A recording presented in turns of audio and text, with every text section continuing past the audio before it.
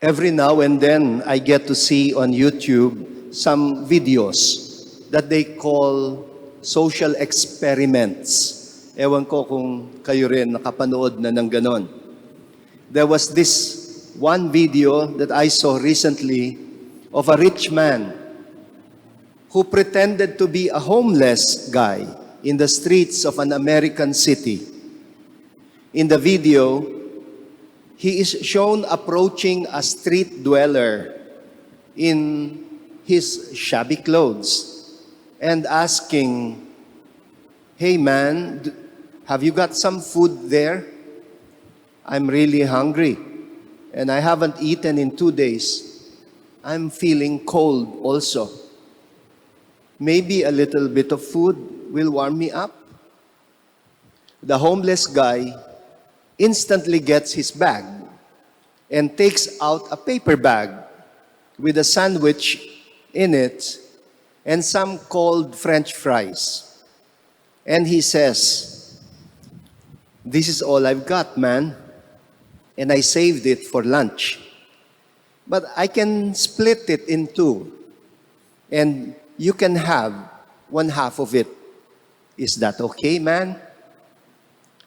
So he does it. He splits up the sandwich and gives half of it.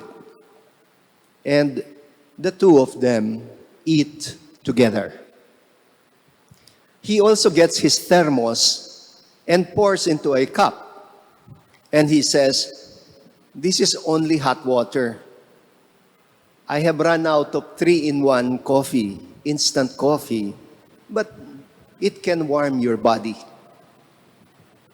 After eating, the man who is doing the social experiment reveals himself and says that he is not really homeless, that he was just doing a little social experiment to see if a homeless street dweller would help a fellow homeless guy.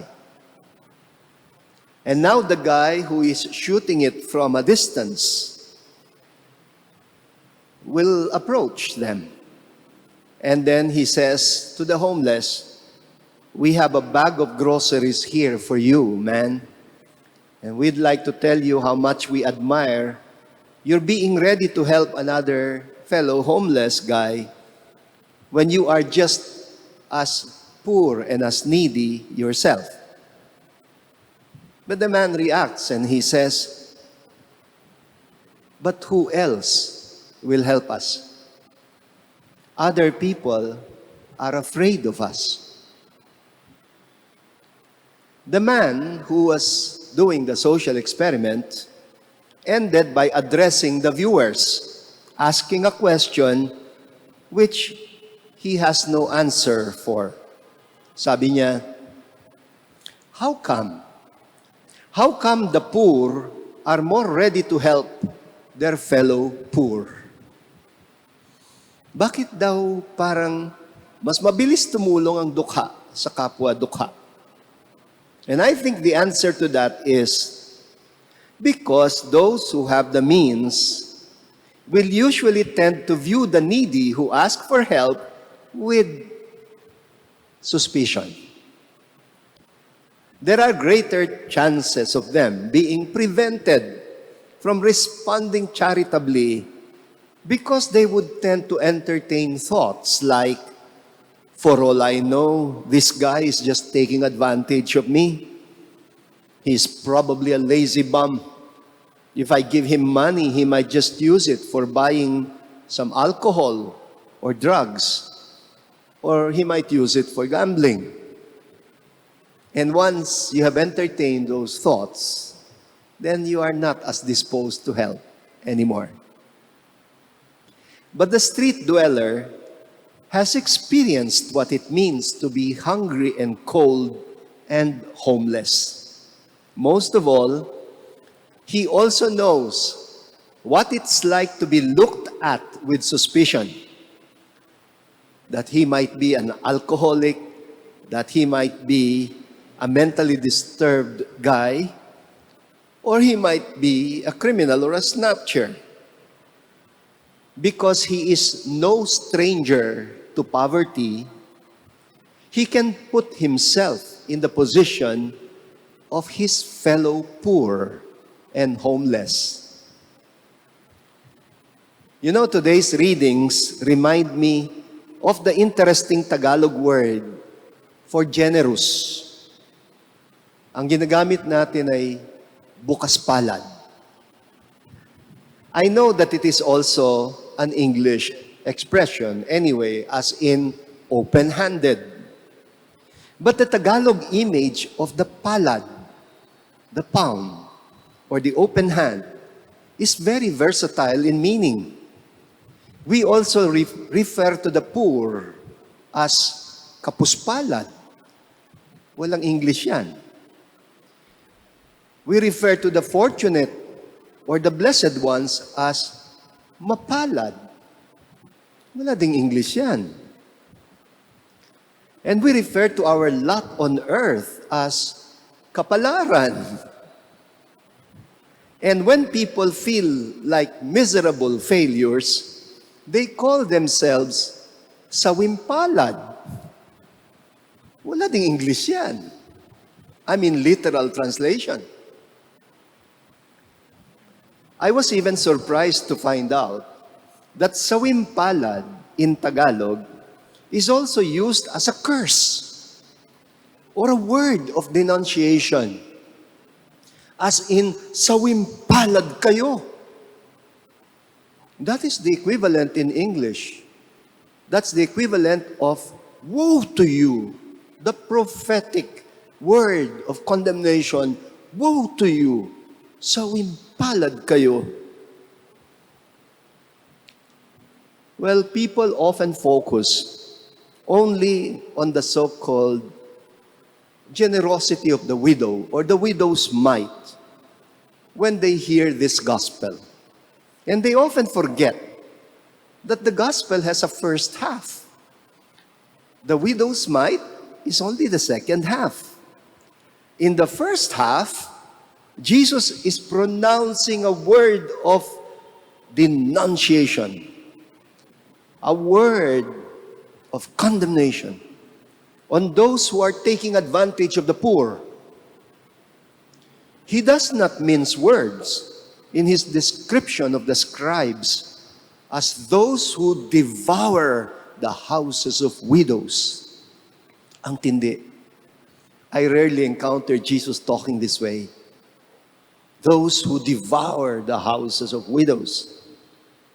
Alam nyo, the poorest of the poor in biblical times were the widows and the orphans, or those who had been deprived of their families' breadwinners at such a young age, such as the wives of soldiers who have died in battle.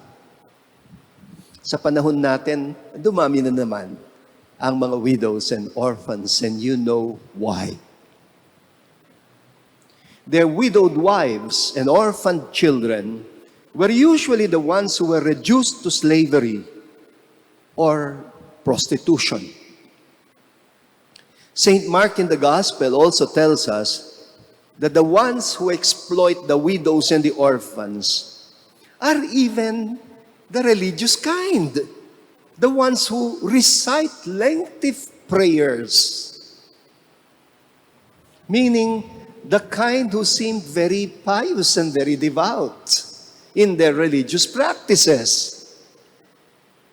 People who do not see a disconnect between their abusive behavior towards the poor and their religiosity.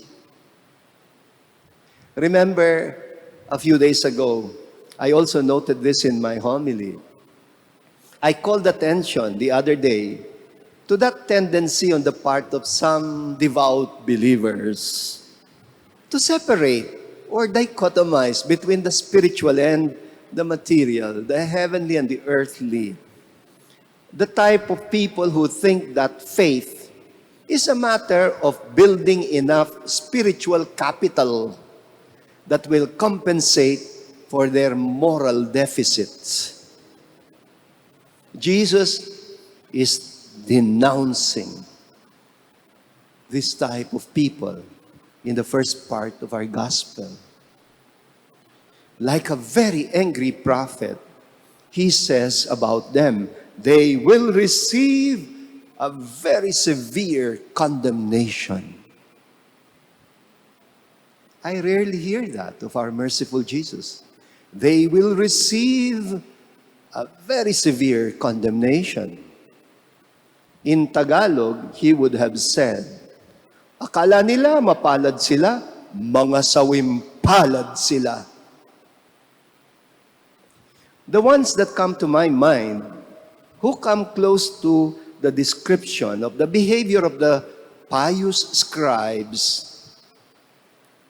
are the equally pious political candidates who engage in vote buying. Mga napaka-religious na kandidato na nagvo-vote buying. Bakit yun ang pinakamalapit na katumbas noong dinidenounce ni Jesus sa gospel? Well, because like the scribes in the gospel, they are also taking advantage of the poverty of the poor, nananamantala sa karukhaan ng mga dukha. Kunyari, nagbibigay. They give. Alam nyo yung English expression, giving with strings attached. Mabuti kung strings attached lang. They give with ropes attached. In fact, the better analogy for the money that is given by the vote buyers is pain. In English, the bait for catching fish. Pain sa pagbibingwit ng isda. Yung pera, parang pain. Tumutusok sa kaibuturan ng bituka ng dukha.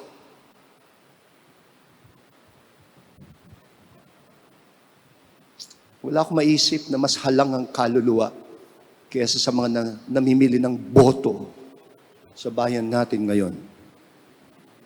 They bait on the hungry stomachs of the poor and put the poor in a kind of a no-choice situation. I will never blame the poor for it. Kasi, if the poor people don't accept the money na ino-offer ng nagvo-vote buying, that would be good as identifying their political sympathies, and it might endanger their families. Kaya labag man sa kalooban nila, tatanggapin nila kasi pag tinanggihan nila, markado na sila. In fact, when they refuse the offer, they are sometimes even offered a bigger amount of money. Wag na lang silang bumoto. Ang sama, no? On the other hand, if they accept the offer, they know that they are already compromised. And they become almost paranoid.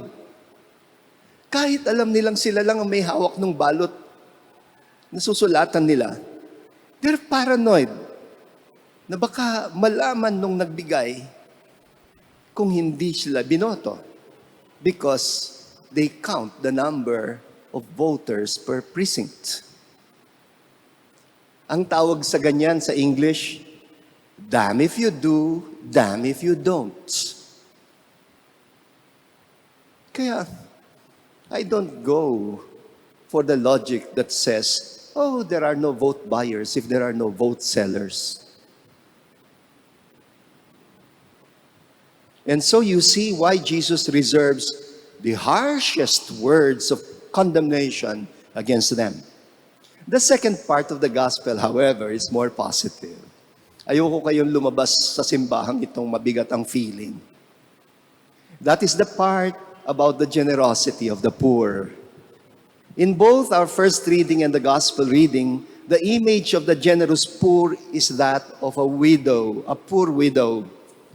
The widow who shares her last bit of food to the prophet Elijah, and the widow who gives her 2 copper coins to the temple treasury. In Hebrew, the image that is used for blessedness is not the palad or the palm of the hand. In Hebrew, the word that is used is talampakan. The sole of the foot is the image of good fortune. Perhaps that is the reason why they believe, or maybe that is because they believe, na yung kapalaran ng tao depends very much on where your feet will lead you. Pero sa ating mga Pilipino, hindi paa kundi palad ang image natin ng blessed. The opposite of mapalad is the closed hand. It is our typical image for those who are tight-fisted, stingy, madamot. But is not the same open hand also symbolic of poverty and desperateness? It can be an image of begging for help, di ba? So how can that be a symbol of good fortune? In our first reading, the Lord is teaching the prophet Elijah to beg from a poor widow. For people who are hardworking, it can be very painful. It can be very hurting to the pride na humingi. I remember the experience of one priest nung hindi pa siya seminarista. His family found themselves as evacuees sa isang evacuation center nung pumutok ang bulkang Pinatubo sa Pampanga. I mean, Sambales talaga yung bulkan, no? Affected Pampanga. Kinuwento niya sa amin, ayaw daw niyang pumila para humingi ng relief goods because he felt it was so humiliating to do it. Until his mother taught him a lesson. Sabi daw sa kanya, when people are in need, it is not time for them to be proud. You will not be able to get by if you don't have the humility to admit that you are in need. So, open your hand. Open your hand in humility and generosity. Open your hand, both in poverty and in plenty. Meaning, you open your hand to receive grace. But you must keep your hand open and be ready to share it if you want it to multiply and overflow. It stops being grace the moment you close your hand and keep it only to yourself. Brothers and sisters, don't ever forget, grace begets grace. Generosity begets generosity. The truly blessed ones in this world are those who can genuinely appreciate the sincere gifts of the poor, and the poor who can share even from poverty. May slogan yung pondo ng Pinoy, ganito, nobody is ever so poor as not to be able to give anything at all. And nobody can be so rich as not to be able to receive anything anymore. Ang mga tunay na mapalad dito sa daigdig ay yung kapag tumanggap ng blessings, they themselves become blessings to the world. Those with a strong sense of grace, those who say, there is nothing that I have that is truly mine, nothing that I did not receive as a grace. I came naked into this world, and I will bring nothing with me to the next life. Gratitude. Gratitude is an attitude of the mind. It is basically a keen sense of grace. It is about being quick to recognize grace and being ready to share it. Sometimes generous people are jokingly described as galit sa pera because they don't cling too much to material wealth. It doesn't mean they don't value it. They do.